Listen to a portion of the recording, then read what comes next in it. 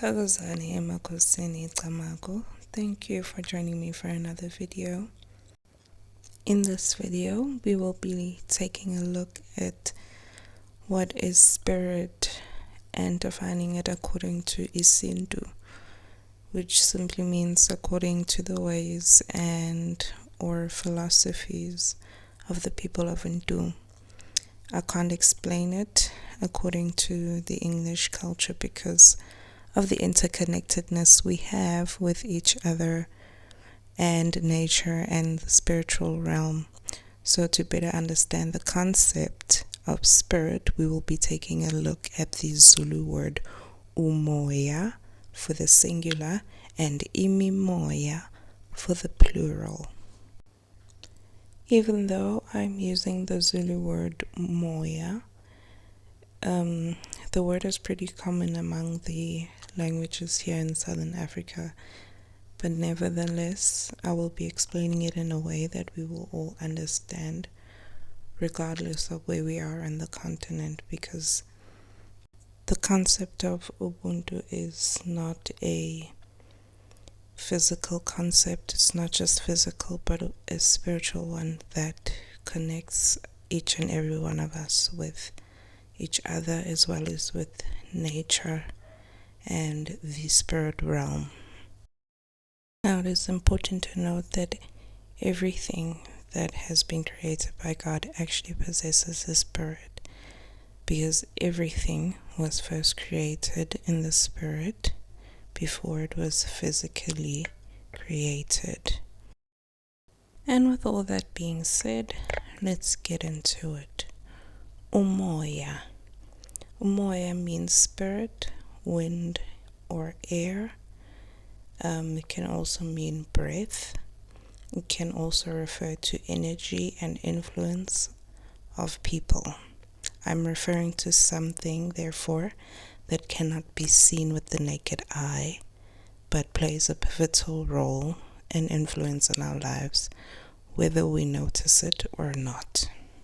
And so in this video, we're going to take a look at what we mean when we say Umoya. What different types of Umoya do we get and how they influence our lives. I would like to speak on chapters 1 and 2 of Genesis and the creation of man. Chapter 1 says, "Let us make man in our image according to our likeness, and let them have dominion." And chapter 2 says, God formed man out of the earth. Chapter 1 here was the creation of man's spirit that God eventually breathed into man. This reveals to us that God is both fire and he is wind, as we are. The Bible says that the spirit of a man is the candle of the Lord, and he is a consuming fire. And so we are in the likeness of God. Remember, the Bible says that God has given to man a measure of the Spirit. So let's talk about the Spirit of God. Remember that Spirit is wind, air, breath. So when I speak of the Spirit of God, I mean, as they say, the life-giving force or the life force of all creation, the breath of all things. Because of this connection, God has overall say and influence over you and your life. As much as we have self-will, he decided and permitted it. When I speak of spirits of creation, I speak of the elements that God spoke to in order to create the world. All nature has a spirit and has life. You can see this in muti and the way muti works, or traditional herbs. When these herbs are harvested accordingly and disconnected from the ground or from the source, it doesn't mean it has died. It is still alive, because when you use it to steam or whatever, it is able to perform that which it is told.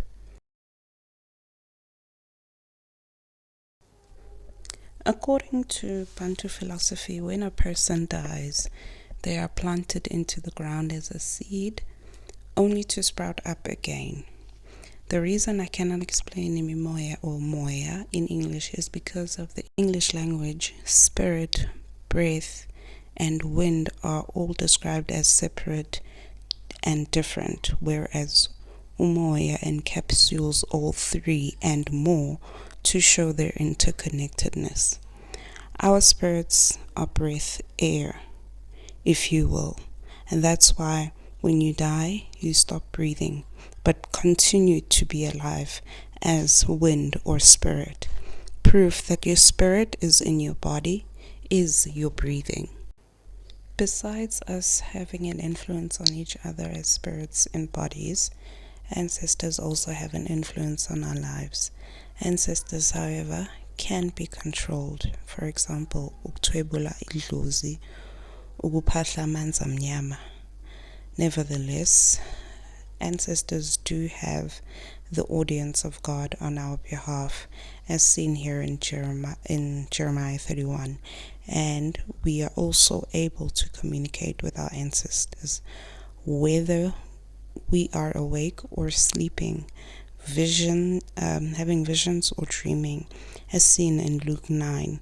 Your good ancestors are there to protect and guide you into fulfilling your God-given purpose.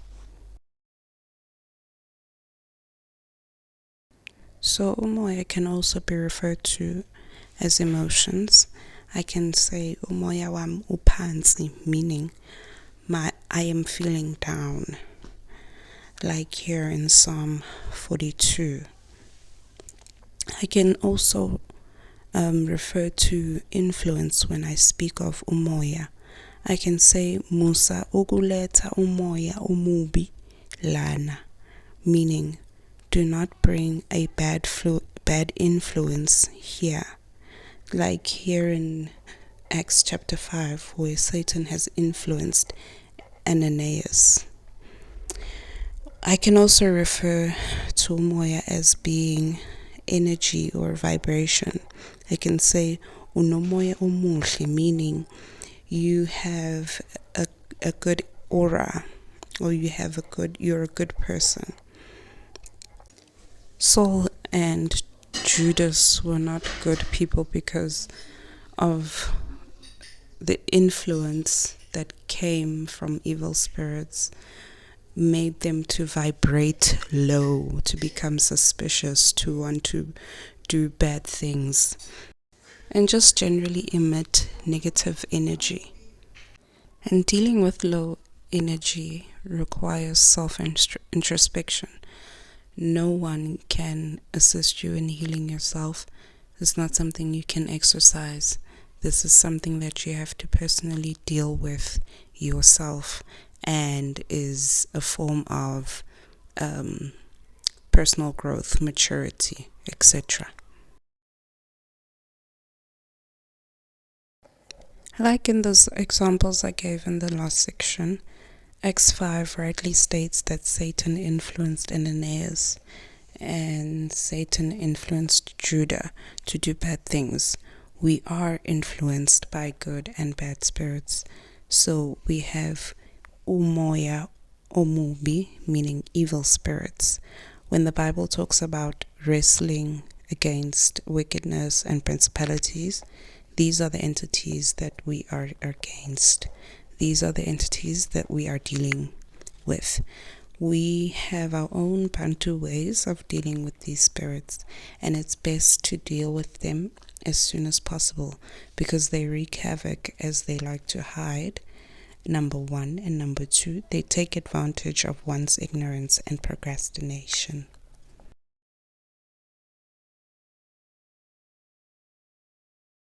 So these are the types of Imimoya we get, and the way the word is used when referring to spirits, emotions, energies, and influences. Everything is spiritual first before it manifests in the physical. So if you made it this far, thank you for watching this video. Until next time, be blessed.